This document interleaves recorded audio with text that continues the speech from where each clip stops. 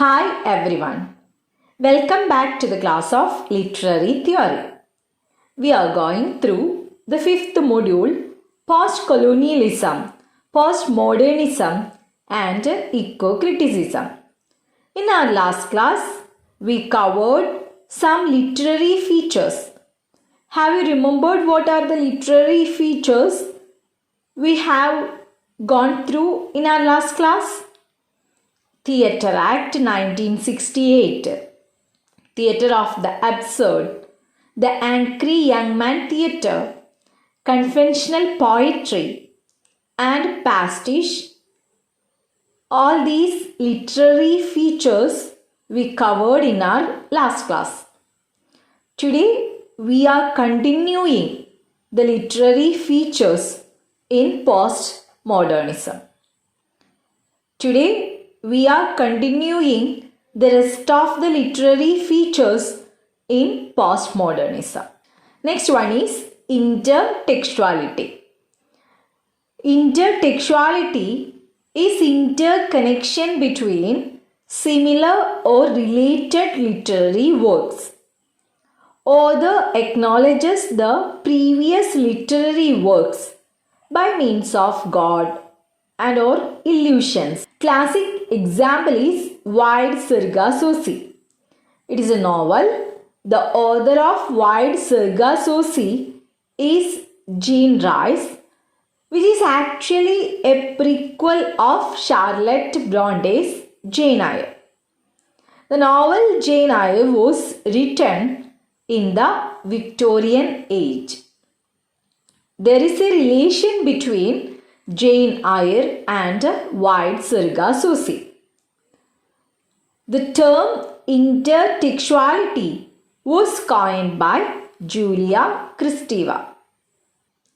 ഏതെങ്കിലും ലിറ്റററി വർക്ക്സുമായി സാമ്യപ്പെടുത്തിക്കൊണ്ട് എന്നാൽ വ്യത്യസ്തതയോടുകൂടി അവതരിപ്പിക്കുന്നതിനെയാണ് ഇന്റർടെക്സ്ച്വാലിറ്റി എന്ന് പറയുന്നത്.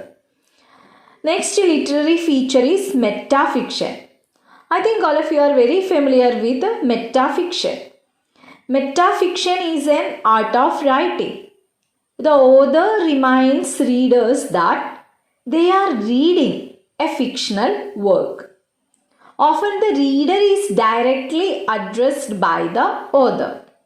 For example, Ted Hughes wrote a poem called The Thought Fox, which is about the process of writing poetry. Ted Hughes' The Thought Fox is the classic example of metafiction. എഴുത്തുകാരൻ തന്നെ ഇതൊരു fictional വർക്കാണെന്ന് റീഡേഴ്സിനെ ഓർമ്മിപ്പിക്കുന്ന രീതിയാണ് മെറ്റാഫിക്ഷനിൽ follow ചെയ്യുന്നത്. Next literary feature is temporal distortion. Temporal distortion is A narrative with a non-linear timeline.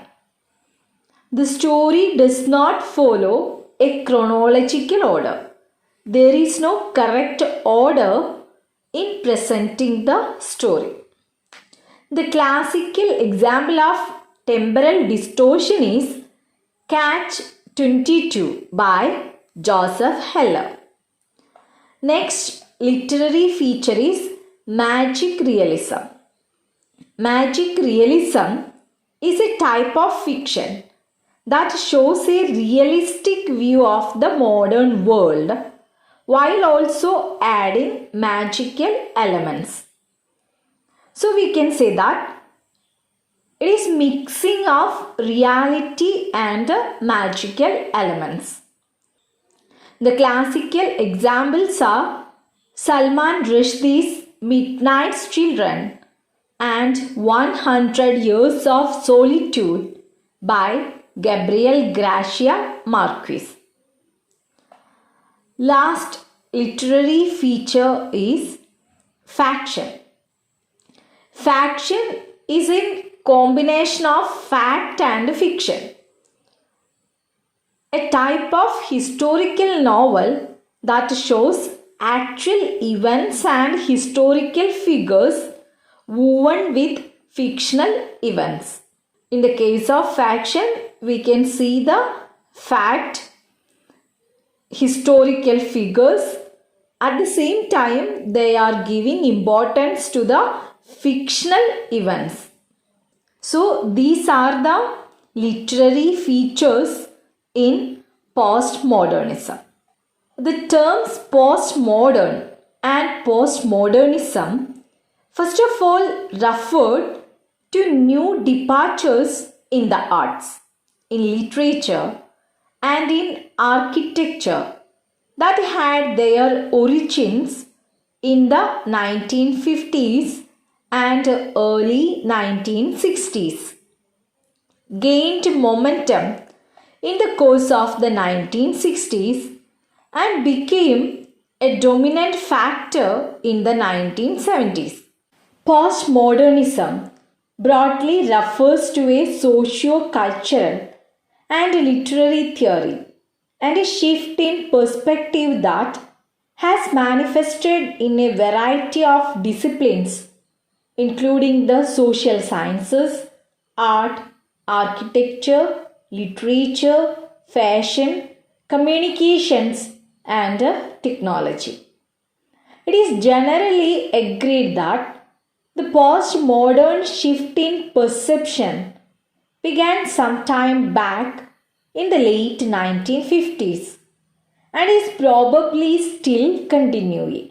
Postmodernism can be associated with the power shifts and dehumanization of the post Second World War era and the onslaught of consumer capitalism. The very term postmodernism implies a relation to modernism. I think all of you have remembered well. Modernism was an earlier aesthetic movement which was in vogue in the early decades of the 20th century. It has often been said that postmodernism is at once a continuation of and a break away from the modernist stance. Postmodernism shares many of the features of modernism. Both schools reject the rigid boundaries between high and low art. Postmodernism even goes a step further and deliberately mixes low art with high art, the past with the future, or one genre with another. Such a mixing of different incongruous elements illustrates postmodernism's use of light-hearted parody, which was also used by modernism. Both these schools also employ pastiche, which is the limitation of another style. Parody and pastiche serve to highlight the self-reflexivity of modernist and postmodernist works, which means that parody and pastiche serve to remind the reader that the work is not real but fictional constructed. Modernist and postmodernist works are also fragmented and do not easily directly convey a solid meaning. That is, these works are consciously ambiguous and give way to multiple interpretations. The individual or subject depicted in these works is often decentered, without a central meaning or goal in life, and dehumanized, often losing individual characteristics and becoming merely the representative of an age or civilization like Tiresias in the wasteland. In short, modernism and postmodernism give voice to the insecurities, disorientation, and fragmentation of the 20th century Western world. The Western world in the 20th century began to experience this deep sense of security because it progressively lost its colonies in the Third World, worn apart by two major world wars, and found its intellectual and social foundations shaking under the impact of new social theories and developments such as Marxism and post colonial global migrations, new technologies, and the power shift from Europe to the United States. We already went through these points in our last class. Though both modernism and postmodernism employ fragmentation, discontinuity, and disinterestedness in theme and technique, the basic dissimilarity between the two schools is hidden in this very aspect. Modernism projects the fragmentation and decenteredness of contemporary world as tragic. It laments the loss of the unity and center of life and suggests that works of art can provide the unity, coherence, continuity, and meaning that is lost in modern life. Thus, Eliot laments that the modern world is an infertile wasteland, and the fragmentation, incoherence of this world is affected in the structure of the poem. However, the wasteland tries to recapture the lost meaning and organic unity by turning to Eastern cultures and in the use of Tiresias as protagonist. In postmodernism, fragmentation and disorientation is no longer tragic. Postmodernism, on the other hand, celebrates fragmentation. It considers fragmentation and decenteredness as the only possible way of existence and does not try to escape from these conditions. It is the major difference between modernism and postmodernism. പോസ്റ്റ്മോഡേണിസം പ്രോത്സാഹിപ്പിച്ചത് അല്ലെങ്കിൽ അവർ കൂടുതൽ എഴുതിയത് ഫ്രാഗ്മെൻറ്റേഷനും ഡിസ്ഓറിയൻറ്റേഷനെയും കുറിച്ചിട്ടാണ്. This is where postmodernism meets post-structuralism. Both postmodernism and post-structuralism recognize and accept that it is not possible to have a coherent center. In Derridian terms, the center is constantly moving towards the periphery and the periphery constantly moving towards the center. In other words, the center, which is the seat of power, is never entirely powerful. It is continually becoming powerless, while the powerless periphery continually tries to acquire power.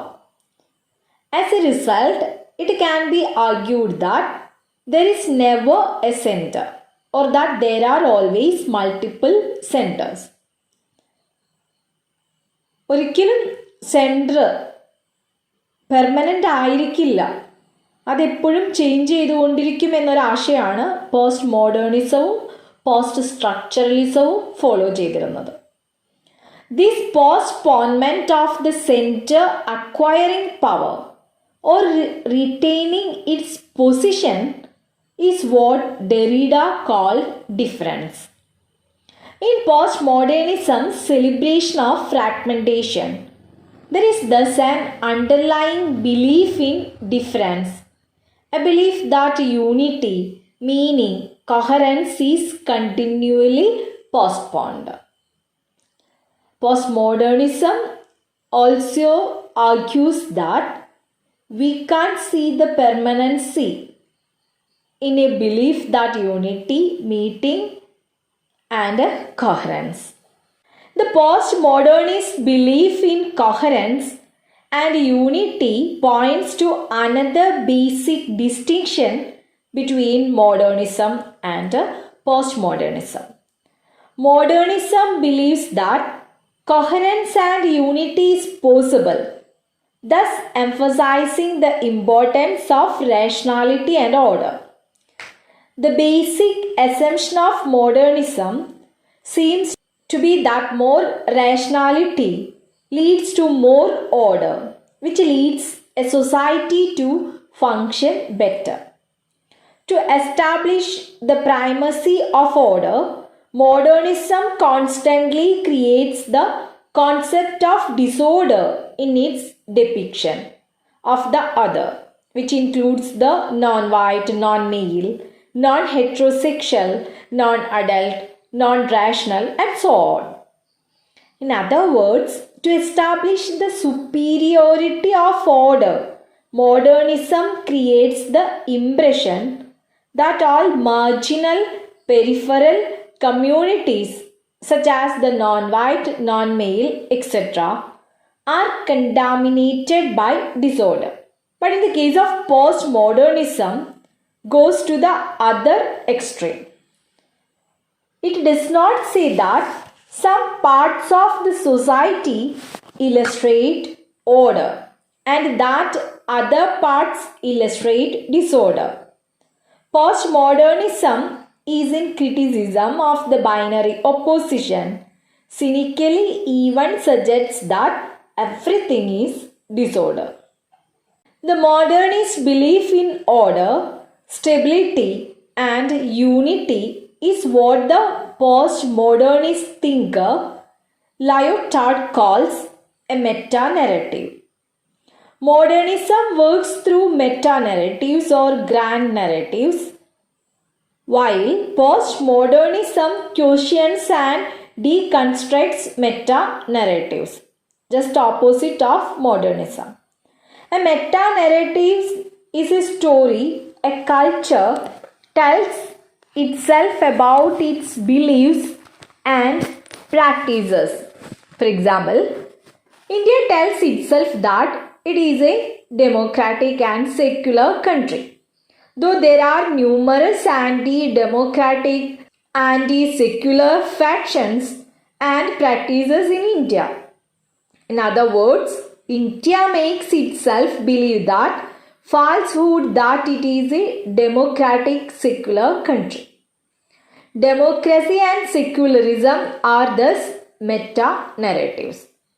In short, meta-narratives create and propagate grand but untrue conceptions of a society and culture. These include a society's dependence on such concepts as objective truth, progress, order, and unity. Postmodernism understands that grand narratives hide, silence, and negate contradictions, instabilities, and differences inherent in any social system. Postmodernism favors mini narratives, stories that explain small practices and local events without pretending universality and finality. Postmodernism realizes that history, politics, and culture are grand narratives of the power wielders, which comprise falsehoods and incomplete truths. Having deconstructed the possibility of a stable, permanent reality, postmodernism has revolutionized the concept of language. Modernism considered language a rational, transparent tool to represent reality and the activities of the rational mind. In modernist view, language is representative of thoughts and things. Here, signifiers always point to signified. In postmodernism, however, there are only surfaces, no depths. A signifier has no signified here because there is no reality to signify. The French philosopher Jean Baudrillard has conceptualized the postmodern surface culture as simulacrum. A simulacrum is a virtual or fake reality simulated or induced by the media or the ideological apparatus. A simulacrum is not merely an imitation or duplication, it is the substitution of the original by a simulated fake image. Contemporary world is a simulacrum, where reality has been thus replaced by false images. This would mean, for instance, that the Gulf War that we know from newspapers and television reports has no connection whatsoever to what can be called the real Iraq War. Simulated image of Gulf War has become so much more popular and real than the real war that Baudrillard argues that the Gulf War did not take place. In other words, in the postmodern world, there are no originals, only copies. No territories, only maps. No reality, only simulations. Postmodernism argues that we can't see the originals, we can see only duplicates. Here, Baudrillard is not merely suggesting that the postmodern world is artificial, he is also implying that we have lost the capacity to discriminate between the real and the artificial.